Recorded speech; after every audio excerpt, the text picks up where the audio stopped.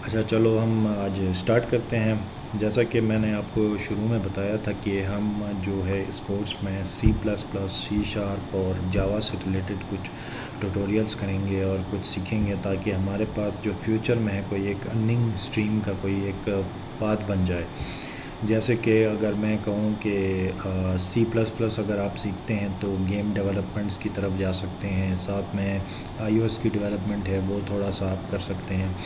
इसी तरह सी शार्प और जावा का ये सीन है कि जावा में आप अगर सीख लेते हैं तो जावा में आप किसी भी एंड्रॉयड डेवलपमेंट से रिलेटेड जो एप्लीकेशंस हैं वो बना सकते हैं, फिर उसको अपलोड करके उससे पैसे कमाने के ज़रिए बना सकते हैं। उसमें कोई एड्स वेड्स हम लगा के फिर उसको अपलोड करेंगे, फिर देन वो उससे जो भी अर्निंग होगी वो आपकी पैसिव इनकम के थ्रू चल जाएगी। सेम आपके पास सी शार्प है। सी शार्प बेसिकली हम यूज़ करते हैं मोस्टली, आप बैक एंड कोड की बात करें तो वेब डेवलपमेंट, एपीआईज़ और डेस्कटॉप एप्लीकेशंस के लिए हम यूज़ करते हैं। ये चीज़ें आप वो हैं जो आप मार्केट में किसी का भी एक प्रोजेक्ट उठा के किसी के लिए पॉइंट ऑफ सेल्स का एप्लीकेशन बना सकते हैं, किसी की वेबसाइट बना सकते हैं, और कोई भी फाइवर या अपलोड में किसी भी ऑनलाइन फ्रीलांसिंग प्लेटफॉर्म में प्रोजेक्ट्स उठा के इससे अर्निंग कर सकते हैं। तो बेसिकली टाइम ज़ाया किए बगैर हम स्टार्ट करते हैं। सबसे पहले तो ये है कि जो प्रोग्रामिंग है वो बेसिकली होती क्या है। ये बेसिकली एक सेट ऑफ कोड है, इंस्ट्रक्शंस हैं जो कि हम कंप्यूटर की अंडरस्टैंडिंग के लिए लिखते हैं। एक सीरीज़ ऑफ स्टेटमेंट है जो कि कंबाइन होती है एक इंस्ट्रक्शंस की शेप में, और वो सारी इंस्ट्रक्शन कंप्यूटर को बताती है कि वो क्या करना चाहिए और किस वक्त क्या वो एक्शन परफॉर्म करेगा। तो इसी तरह हमारे पास कुछ पॉपुलर लैंग्वेजेस हैं जिसको हम प्रोग्रामिंग के लिए मोस्टली यूज़ करते हैं, जिसमें सी प्लस प्लस, सी, जावा हो गया, ये सारी चीज़ें और एक्सेट्रा जितने भी हैं वो सारी हैं। तो ये कोर्स बेसिकली हम स्टार्ट करेंगे सी प्लस प्लस से। तो हम चलें स्टार्ट करते हैं सी प्लस प्लस का। सी प्लस प्लस बेसिकली आपके पास एक कह लें कि प्लेटफॉर्म है जहाँ पे आप कुछ बेसिक इंस्ट्रक्शन या कोड लिखकर कोई भी एक छोटा मोटा प्रोग्राम बना सकते हैं। अगर इसकी बेसिक नॉलेज आपको आ जाती है तो ये आगे जाके एडवांस लेवल पे आप गेमिंग के लिए यूज़ कर सकते हैं। तो बेसिकली हम इसको कह सकते हैं कि पॉपुलर लैंग्वेज है। एक हाई लेवल परफॉर्मेंस के एप्लीकेशंस आप इससे बना सकते हैं, चाहे वो गेमिंग इंडस्ट्री के लिए हो या किसी मोबाइल एप्लीकेशंस डेवलपमेंट के लिए हो या किसी सॉफ्टवेयर के पीछे एक छोटा सा मॉड्यूल्स बनाने के लिए हो, इस तरह की। तो हमारे पास इस तरह और भी लैंग्वेजेस हैं, जैसे कि मैंने बताया है सी शार्प, जावा, पाइथन हमारे पास सबसे लेटेस्ट हाई लेवल लैंग्वेज है जो बेसिकली मोस्ट ह्यूमन लैंग्वेज की तरह कह सकते हैं उसको। फिर हमारे पास दो डिफरेंस आ जाते हैं कि सी प्लस प्लस और सी में क्या बेसिक डिफरेंस है। सी प्लस प्लस और सी बेसिकली ये होता है कि आप उसमें एक बेसिक डिफरेंस यही है कि कुछ हमारे पास ऐसी लाइब्रेरीज और सपोर्ट्स हैं जो सी में नहीं है, सी प्लस प्लस में है। जैसे हम ग्राफिक्स की बात करें और ग्राफिक्स से रिलेटेड कोई लेटेस्ट लाइब्रेरीज़ कहें, तो इस तरह की चीज़ें हमारे पास सी में अवेलेबल हैं और सी में नहीं है। और सी बेसिकली हमारे पास बहुत ही पुराना लैंग्वेज है जो कि अभी भी चलता है, लेकिन सिखाने की हद तक या लर्निंग की हद तक आप उसको सीख सकते हैं। उसके बाद सी में आ सकते हैं प्लस प्लस में, देन आप सो ऑन बड़ी बड़ी लैंग्वेज जैसे इसका एडवांस कहेंगे तो सी शार्प हो गया, फिर इसमें जा सकते हैं। हर लैंग्वेज का एक बेसिकली स्ट्रक्चर है, वो बेसिक्स अगर आपको आती हैं तो आप किसी भी लैंग्वेज में एडजस्ट हो सकते हैं। इसी तरह हमारे पास प्रोग्राम्स के अंदर कुछ स्टेटमेंट्स होती हैं, जैसे प्रिंट स्टेटमेंट्स हो गई, इनपुट स्टेटमेंट्स हो गई, इफ एल्स स्टेटमेंट्स हो गई, वाइल स्टेटमेंट्स हो गई, लूप हो गया और डिफ़ाइन हो गया। ये सारी चीज़ें, ये बेसिक स्टेटमेंट्स हैं जो कि हर लैंग्वेजेस में यूज़ होते हैं अपने अपने सिंटैक्स और एग्जांपल्स, और जहाँ ये फिट आते हैं उस हिसाब से। प्रिंट की मैं बात करूँ तो एक कह लें कि हम एक कमांड लिखते हैं जिसमें हम कोई भी एक आउट मैसेज छोड़ने के लिए वो कह सकते हैं कि जो स्क्रीन में डिस्प्ले हो सके वो हम करते हैं। इनपुट हम यूज़र से तब लेते हैं किसी यूज़र से हमने डाटा लेना हो या किसी यूज़र से कोई एक इनपुट लेना हो तो हम इनपुट कमांड का यूज़ करते हैं लैंग्वेज में। साथ ही हमारे पास एक स्टेटमेंट है इफ़ एल्स की। ये बेसिकली एक डिसीजनल बेस स्टेटमेंट है। जैसे कि अगर आपको नॉर्मल लाइफ की मैं एग्जांपल दूँ तो अगर आपने किसी एक प्लेन रोड पे जाना है और आपकी डेस्टिनेशन राइट पे है तो आपने राइट टर्न करना है। सेम इसी तरह आपने डिसीजन लिया है राइट का, तो इसी तरह हम जो कोडिंग में डिसीजंस लेते हैं वो सी में या किसी और लैंग्वेजेस में भी कह लें तो इफ़ एल्स के थ्रू हम ले सकते हैं। वाइल एक लूप का है, लूप का स्ट्रक्चर होता है। उसमें लूप बेसिकली हम कहते हैं कि किसी भी एक स्टेटमेंट को आप एक टाइम लिमिट के लिए चलाएं या अनलिमिटेड के लिए चलाएं तो वो हम लूप के थ्रू कर सकते हैं। तो इसमें हमारे पास कुछ स्टेटमेंट्स होती हैं लूप के अंदर, जैसे वाइल हो गया, डू वाइल हो गया, फॉर लूप हो गया। ये सारी चीज़ें वो हैं जो डिसीजन और काउंटर बेस स्टेटमेंट्स हैं वो चलती रहती हैं। वाइल में आपका डिसीजन बेस लूप चलता है कि अगर आपकी डिसीजन सही है तो वो चलेगा, अदरवाइज़ वो स्किप कर जाएगा। फॉर लूप बेसिकली आपका काउंटर बेस लूप है जो कि एक काउंटर के पे चल रहा होता है कि अगर आपका कंडीशन ट्रू हो जाता है तो वो प्लस प्लस कर काउंटर को ऐड अप करके वो चल जाता है। फिर जैसे ही वो काउंटर जो है वो एक कंडीशन पे फॉल्स हो जाएगा वो वहीं पे स्टॉप हो जाएगा। इसी तरह हमारे पास ये कुछ बेसिक्स टर्मिनोलॉजीज़ हैं जो कि आपको पता होनी चाहिए स्टार्ट करने से पहले हम यूज़ करें तो ये चीज़ें हैं। अब बात आ जाती है हमारे पास कि हमने ये चीज़ें कोड कहाँ पे करना है।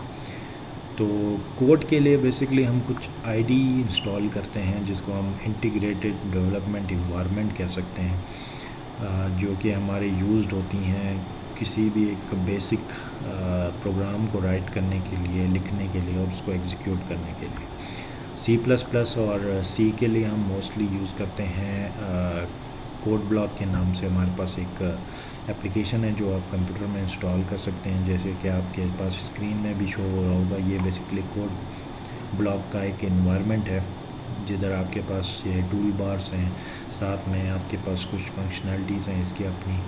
तो ये चीज़ें हैं। अब आपने ये इंस्टॉल कैसे करना है, फाइंड आउट कैसे करना है, तो फिर हमने इसके लिए क्या करना है। सबसे पहले आप जाएंगे गूगल पे, वहाँ पे लिखेंगे कोड ब्लॉक्स।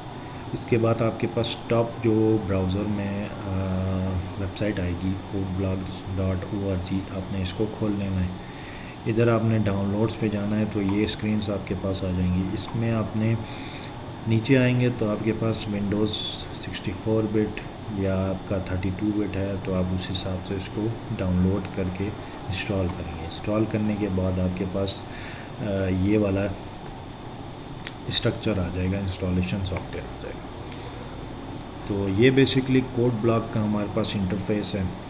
इसमें आप कोई भी एक छोटा मोटा प्रोग्राम लिखकर राइट करके चला सकते हैं। जैसे आप मैं कहूँ कि इसको रन कैसे करना है, तो सबसे पहले आपने करना क्या है, ये एप्लीकेशन ओपन करनी है, इसमें फ़ाइल्स में जानी है, न्यू पे जाना है, एम्प्टी फ़ाइल खोलना है। एम्प्टी फ़ाइल आप खोलेंगे तो हमारे पास सी प्लस प्लस का बेसिक जो स्ट्रक्चर है वो कुछ इस तरह है। सबसे पहले हम कुछ लाइब्रेरीज़ को इंपोर्ट करते हैं जो हमारी हर एप्लीकेशन में होती हैं, जैसे इंक्लूड स्पेस देंगे आप आईओ स्ट्रीम ब्रैकेट क्लोज कर दें और then using namespace STD, ये हमारे पास हो गया।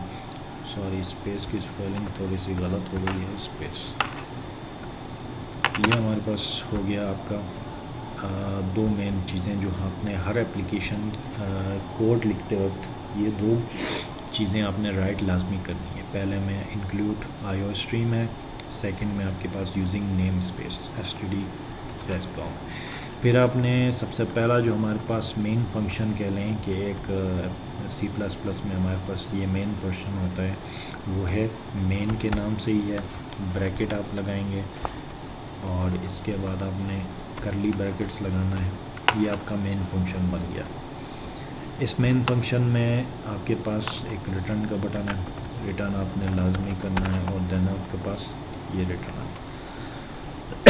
ये बेसिक सी प्लस प्लस का विदाउट एनी इंस्ट्रक्शन हर कोड में आपको ये चीज़ें लिखनी होंगी। फिर जो भी हम कोड करेंगे वो इस दोनों लाइंस के दरमियान हम वो कोड लिखेंगे। जैसे अगर मैं प्रिंट का मैंने आपको कहा है, इसी तरह हमारे पास सी प्लस प्लस में होता है सी आउट का। फिर इसके बाद लेस देन साइन है, देन इन्वर्टेड कॉमास, सेमीकोलन। फिर इसमें आप लिखें कि हेलो वर्ल्ड, फिर स्पेस करें। अब यहाँ पे आप देखेंगे कि मैंने अगर इसमें कोई भी एक एरर आएगा वो इसको रन टाइम पे ही एरर शो कराएगा। अगर मैं इसको रन कर देता हूँ, यस, आप डेस्कटॉप पे अपना एक फ़ोल्डर एक बना लें जिधर आप ये सारी कोडिंग्स जो है वो रखें और उसको आप साथ साथ चेक भी करते जाएं। मैंने ये फ़ोल्डर बना दिया, मैं इसमें ये सेव कर रहा हूँ और यहाँ पे मुझे इसने एरर दे दिया। इसने कहा कि no such streams found IO. अच्छा,